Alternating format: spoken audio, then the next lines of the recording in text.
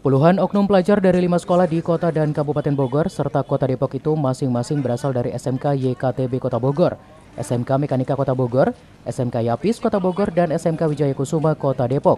Diamankan kepolisian Polsek Gunung Putri dari salah satu lapangan sepak bola di Jalan Raya Gunung Putri, Kabupaten Bogor. Ke-98 pelajar ini diduga akan melakukan penyerangan ke sekolah lain yang ada di wilayah Kecamatan Gunung Putri. Beruntung, petugas kepolisian Polsek Gunung Putri yang mendapat laporan warga cepat tanggap mengantisipasi aksi tawuran pelajar yang saat ini marak di wilayah Kabupaten Bogor. Bahkan dalam 1 minggu terakhir ini 2 nyawa pelajar melayang dibunuh oknum pelajar.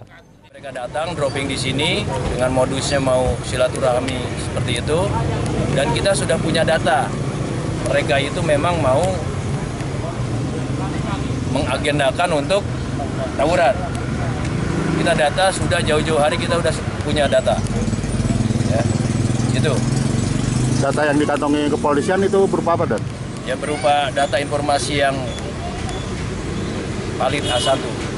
Jadi kita panggil orang tua dengan pihak sekolah baru. Jadi kita harus menyerahkan kembali kepada orang tua maupun sekolah. Dia datang ke Gunung Putri ini mau ngapain, deh? Main, Pak. Ngapain?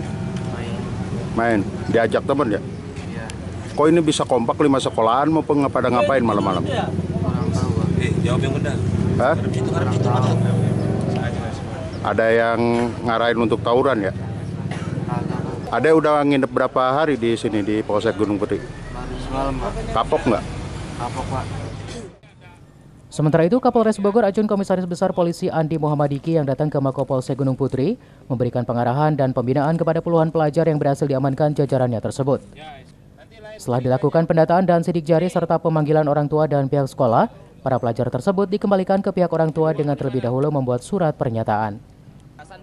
Dari Gunung Putri, Kabupaten Bogor, Edi Junaidi melaporkan untuk Dinamika.